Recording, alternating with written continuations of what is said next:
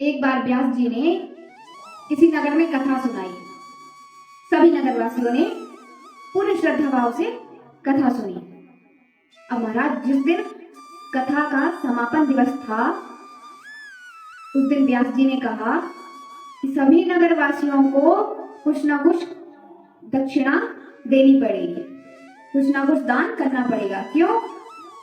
क्योंकि महाराज जब तक आप किसी भी धार्मिक कार्य को करने के बदले कुछ ना कुछ दक्षिणा दान में नहीं देते हो, तब तक वो आपका कर्म, धार्मिक कार्य सफल नहीं होता, उसका फल आपको नहीं मिलता।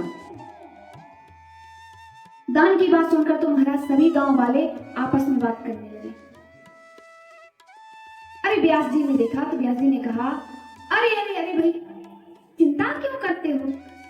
तुम लोग तो परेशान हो गए दान की बात सुनकर।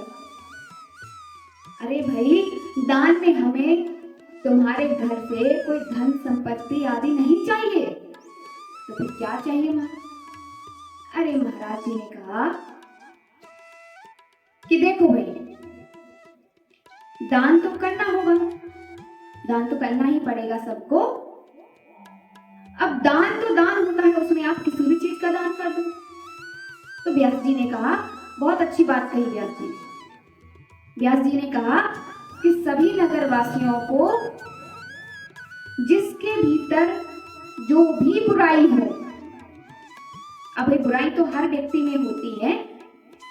बुराई का मतलब कोई व्यक्ति गुटखा खाता है, कोई शराब पीता है, आदि आदि प्रकार के अपने अपने तौर से कोई व्यक्ति नशे करता है, ठीक है। तो व्यास जी ने कहा कि सभी लोगों को अपनी किसी न किसी एक बुराई को यहाँ व्यासपीठ पर समर्पित करके जाना होगा। सभी गांव वाले बड़े प्रसन्न हो गए। चलो, ये तो अच्छी बात कही व्यास जी ने।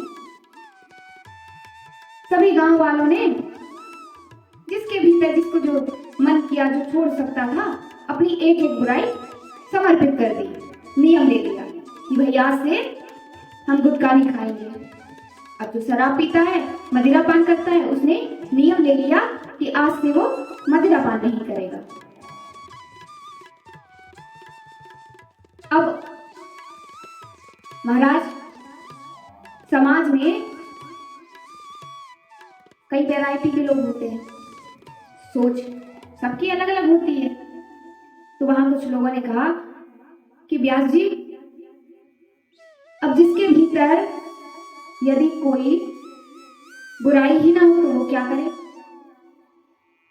तो व्यास जी ने कहा कि चलो मान लिया, वैसे ऐसा होता नहीं है कि किसी के भीतर कोई बुराई ना हो। देखो, बुराई तो सबके अंदर होती है, वो बात अलग है कि हमें हमारी बुराई स्वयं दिखती नहीं है। व्यास जी ने कहा, चलो मान लेते हैं कि आपके भीतर कोई बुराई नहीं है, तो एक काम करो, आज से आप एक नियम ले जाओ। क्या महाराज? नियम ये कि आज के बाद आप भगवान के नाम की 11 माला किए बिना सोएंगे नहीं। और महाराज, जब आप जगेंगे, सोकर जब आप जागेंगे, तो भगवान के श्री मुख का दर्शन अवश्य करेंगे। भगवान के श्री मुख का दर्शन, श्री विग्रह का दर्शन, उनके चित्र छवि का दर्शन जरूर करेंगे। और ये अच्छा भी है, बहुत अच्छा नियम है, बहुत अच्छी आदत होगी यदि आपने अपने जीवन में इस नियम को उतार लिया। क्योंकि इस जीवन में हमें जितनी भी सुबह है, जितने भी दिन हमें देखने को मिलते हैं, यदि हम अपने दिन की शुरुआत श्री ठाकुर जी के दर्शन करके करेंगे तो निश्चित ही हमारा वो दिन सफल हो जाएगा। गांव वालों ने, नगर वालों ने, सबने एक एक नियम ले लिया। अब तो महाराज गांव वालों ने व्यास जी से कहा कि व्यास जी, कथा तो बड़ी अच्छी थी, बड़ा आनंद आया, नियम सभी ने ले लिया, लेकिन महाराज जी एक कृपा और कर दो। क्या?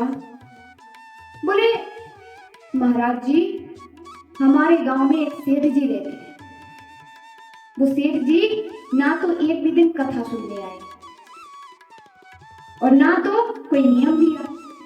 अब महाराज जी आप तो जानते हो कि एक तालाब को गंदा करने के लिए एक मछली पर्याप्त होती है।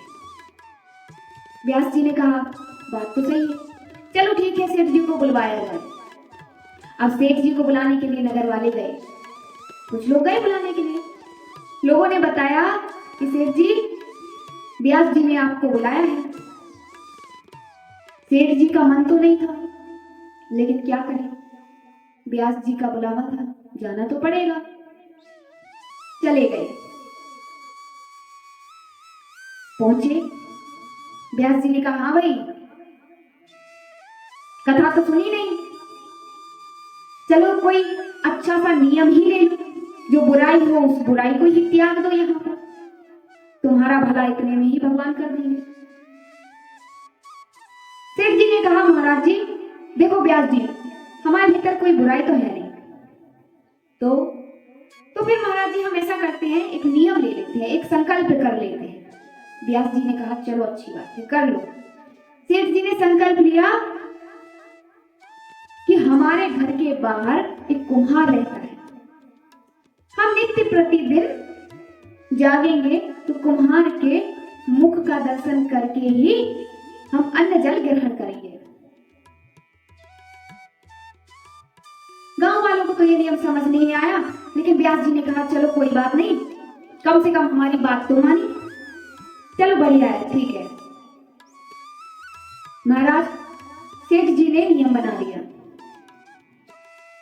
प्रतिदिन सुबह जागते और जब तक कुम्हार के दर्शन ना कर ले तब तक अन्न जल नहीं ग्रहण करते। एक दिन सेठ जी अपने किसी रिश्तेदार के यहाँ गए होंगे,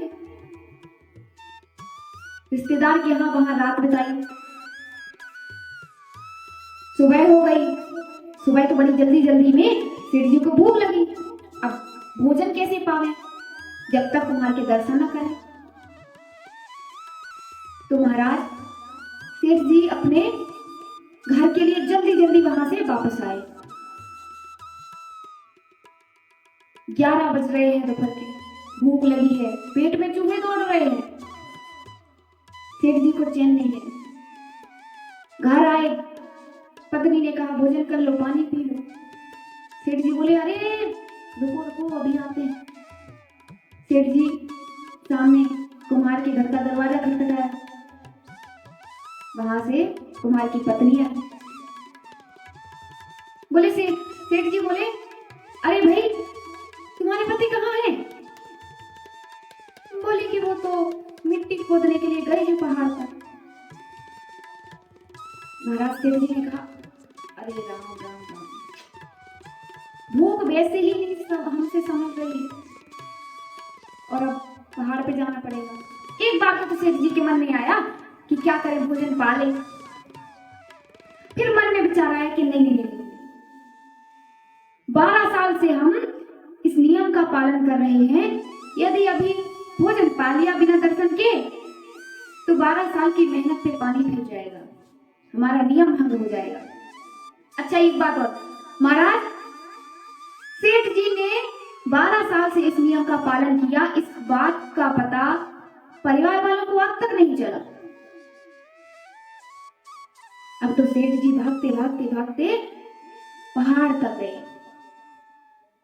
पहाड़ पे कुम्हार तो मिट्टी खोद रहा था। अब वहां सेठ जी ने जैसे ही देखा तो सेठ जी सोचे यार थोड़ा सा तो दिख जाए, बस दर्शन हो जाए और हम जाके अपना भोजन पानी पाए। ऊपर से कुम्हार जब मिट्टी खोद रहा है, सेठ जी पहुंच गए पहाड़ के पास, नीचे खड़े। कुम्हार को मिट्टी खोदते खोदते एक घड़ा मिल गया। घड़ा मतलब कहते हैं ना, हड़ा कहते हैं पुराने लोग, जो किसी घड़े में सोने चांदी आदि हीरे जवाहरात जो भी होते हो तो कीमती आभूषण उसमें रख देते। अब महाराज कुम्हार को तो वो घड़ा मिल गया और कुम्हार ने देखा कि चलो भगवान ने हमारी सुन ली, ये तो हीरे मोती का सोने से भरा हुआ घड़ा मिल गया हमें, बस कोई देख ना ले। और जैसे ही कुम्हार ने देखा कि कोई आसपास है तो नहीं, और नीचे देखा तो सेठ जी देख रहे। कुम्हार ने देखा तो कुम्हार ने कहा, अरे सेठ जी क्या कर रहे हो वहां? सेठ जी बोले, अरे कुछ नहीं भाई, बस देख लिया। अब तो महाराज सेठ जी ने कहा देख लिया। कुम्हार को तो टेंशन हो गई। कुम्हार ने कहने लगा, अरे सेठ जी बस देख लिया, अच्छी बात है, लेकिन शोर मत करना। सेठ जी कहने लगे, अरे भाई किस बात का शोर? कुम्हार कहता, अरे सेठ जी 50-50। सेठ जी तो स्मार्ट, उनका दिमाग बड़ा एक्टिव, चतुर स्वभाव के। सेठ जी ने बात पकड़ ली। सेठ जी कहते 50-50, दाल में कुछ काला है। सेठ जी कहने लगे, क्या 50-50? कुम्हार नीचे आया दौड़ते बोले, सेठ जी देखो देख तो लिया आपने, लेकिन शोर मत करना। क्यों? बस 50-50 कर। सेठ जी बोले, अच्छा। कुमार सेठ जी का हाथ पकड़ के ऊपर ले गया, पहाड़ पे ले गया और उस घड़े का दिखाया। सेठ जी बोले, सेठ जी देखो यही देखा था ना आपने, इसीलिए कह रहे थे आप देख लिया। सेठ जी तो सोने का पात्र देखकर, वो हीरे जवाहरात देखकर रोने लगे। हमारा सेठ जी रोने लगे। कुमार ने कहा, सेठ जी रो क्यों रहे हो? आपको तो खुश हो जाना चाहिए। क्यों भाई, आपको इतना धन मिला है, खुश हो जाइए। सेठ जी बोले, हमारे रोने का कारण और कुछ नहीं है, बस हमारे रोने का कारण ये है कि हम सोच रहे हैं कि हमने आज से 12 साल पहले एक नियम लिया था। जब व्यास जी कथा करने आए थे तो हमने एक नियम लिया था कि हम तुम्हारे दर्शन करे बिना अन्न जल नहीं ग्रहण करेंगे। अब हम दिमाग ये लगा रहे हैं कि 12 साल से हमने जो ये नियम पालन किया है ना, इस नियम का पालन किया है, तब भगवान की कृपा हम पर इतनी हुई कि हमें ये धन मिल गया। धन तो मिल गया, चलो अच्छी बात है, लेकिन सेठ जी सोच रहे हैं कि 12 साल से यदि हम तुम्हारे दर्शन करने का नियम ना लेकर भगवान श्री ठाकुर जी के दर्शन करने का नियम लेते तो हमारा और कल्याण हो जाता। और महाराज ये बात सच भी है, सत्य है कि नित्य प्रतिदिन 12 साल जो भी भक्त किसी भी नियम का पालन करता है, कोई भी नियम ले लेता है, तो महाराज 12 साल यानी 12 वर्ष पूरे होने पर ठाकुर जी उस पर कृपा जरूर करते हैं। महाराज सेठ जी पर भी ठाकुर जी ने कृपा कर दी।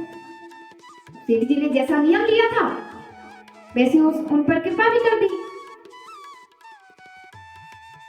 महाराज बात तो यह सच है, इस बात का प्रमाण भी है कि आप ठाकुर जी का दर्शन करके ही अपने दिन की शुरुआत कीजिए। ये नियम हम सभी को लेना चाहिए कि अपने दिन की शुरुआत हम श्री ठाकुर जी के दर्शन करके ही करें।